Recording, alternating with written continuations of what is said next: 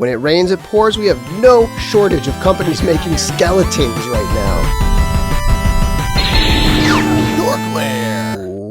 Welcome to another DorkLair action figure review. Today I'm taking a look at the KULU World Skeleton Eyes from SToys. One of 4 figures in the first wave of this new line of skeletons in a world in which we are getting skeletons from literally everyone this year. I mean, right now there's a pre-order up for an entire skeleton wave from Mythic Legions. That's obviously not going to come out till 2024 most likely, but there's also the 6-inch Boss Fight Studio skeletons that are due out, I think, this spring or maybe over the summer. And then you also have the Whoosh skeletons that are also very soon, shipping soon. So there will be no shortage of skeletons on the DorkLair review table in 2023. And real quick, just my overall impressions before we get deeper into the review is that I do like the figure quite a bit. It's got a really cool stylized look to it, super unique. It's got some innovative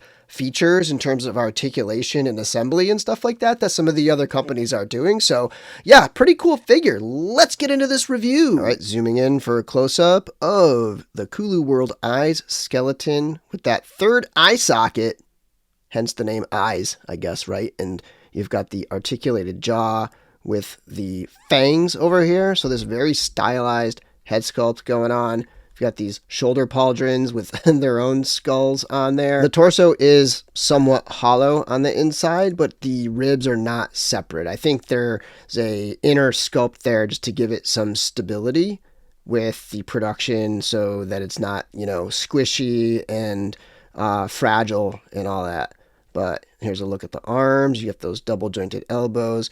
We've got some gauntlets here that just have a seam that can slip through. I do sort of wish that they had just done a solid, not a seam right here. And same thing with the leg dressings. You don't really need that because you could just pop the feet or the hands right off and just slide these in. So I feel like I wouldn't have done that if I were them. And then this skirt piece is just a floating loose piece, but it's angled in such a way that I think it looks pretty good this way. Or you could sort of bring it down and around and have it kind of wrapped around the pelvic bone there, something like this. And you could even bring it lower if you wanted and have it sitting down here as well.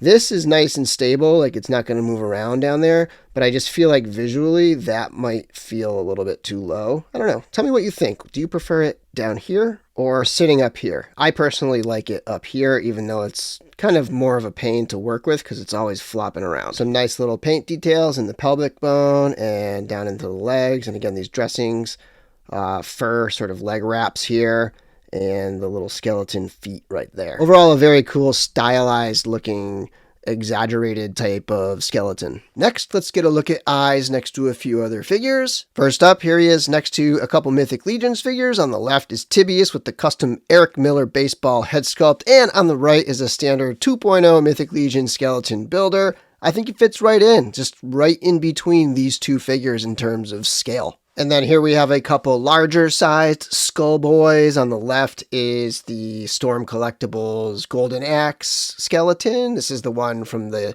deluxe pack, the Big Bad Toy Store exclusive Axe Battler set. And on the right we have Captain Deadstar from the Super 7 Ultimates The Worst. And staying with the sort of occult fantasy sword and sorcery type theme, we got a couple Mezco figures. On the left is Conan the Barbarian. On the right is Atticus Doom. Next up, a couple other popular lines. On the left is the Valaverse Action Force Infantry Commando. And on the right is the Marvel Legends Green Goblin. And finally, we have a couple larger figures. On the left is the Masterverse Zodak. And on the right is the movie realization Ronin Mandalorian. And before we get into accessories, here's a look at the skeleton without any of the accessories on there. And it's a pretty cool looking skeleton, definitely stylized, definitely not a typical human looking skeleton, very sort of monstrous and boxy, but I think it's a really cool little piece, like even just on its own without any accessories. And it does come with this cape that I showed earlier that's really not a lot to it. It's ripped up, it's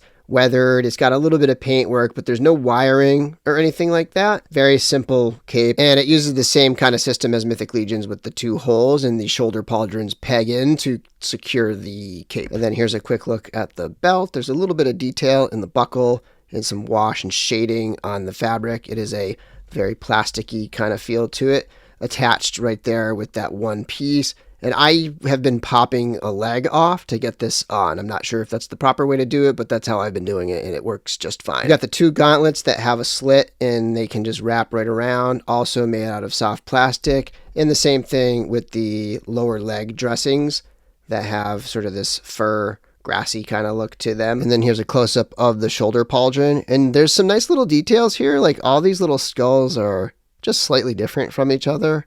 Like there's some with horns and so on, and you can see the peg there, and that is definitely a different sized peg than a Mythic Legions figure, so you would have to pad that peg somehow if you wanted to attach it to a Legions figure. It does come with two sets of hands, so on the figure here I have a pair of gesturing hands that it comes with, and then it also comes with a pair of gripping hands that you can swap out very easily. It's also got a necklace that's really just a stretchy string, like an elastic, with a little skull sculpted right there without a lower jaw, and that can go right around his neck, and that's how it looks, just like that. Not too impressed with the necklace per se, mostly because the string doesn't look right or sit right. And one last really cool thing that they did here is, so if you see the peg holes on the back, if you don't want to have a shoulder pauldron on there and you just want to have a skeleton, you've got these peg holes, but what they did was they created the shoulder blades here that you can peg in as an alternate to the shoulder pauldrons. And I'm not even sure if I pegged them in properly. I think I got it right, but I can't remember how they were in there. I'm not an anatomy expert, but there's the shoulder blades in there. So adds a little bit of cover up to those peg holes. It's also got this very cool sword. It's sort of a short sword with like batwing type decoration there and a couple little paint details. Very nice looking sword. And it does come with a flight stand that comes disassembled. It's not a high quality. It just pops together. There's no screws or anything. So you're not going to hold up a super heavy figure. But, you know, it's definitely strong enough to hold a lightweight skeleton. That's for sure. And finally, for articulation. And here's where there's a couple of neat little innovations, I think, at least in terms of the way skeleton action figures are built. But let's start it off here with the head sculpt that is on a ball joint up top here. So you can twist it and turn it and spin it and rock it. And then there's an articulated jaw. And there is a neck peg over here that, you know, it allows for a twist at the neck to give a little bit of a different kind of range over here. But also not an actual point of articulation, but you can kind of fudge it.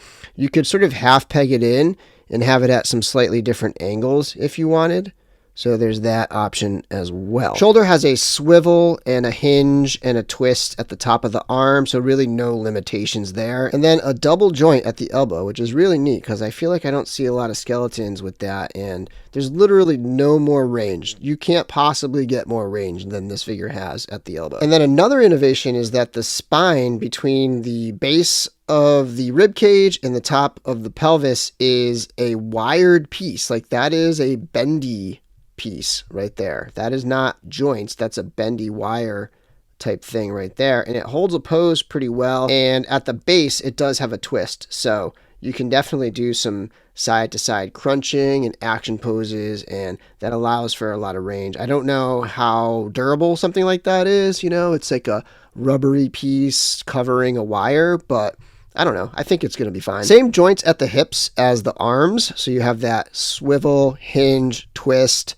and then again, double jointed knees, just no limits in that range right there. And then you have an ankle that has a hinge, a twist, and a rocker. So a lot of great articulation on this guy and a couple little innovative things like that, that wired spine and then the double jointed elbows. Oh, and one more thing I just noticed about the hinged jaw is it pegs in with balls. It uses a ball joint to peg in. So you could have like this gnarly looking unhinged jaw on there. So that's a really neat option. I like that quite a bit, like falling apart skeleton guy.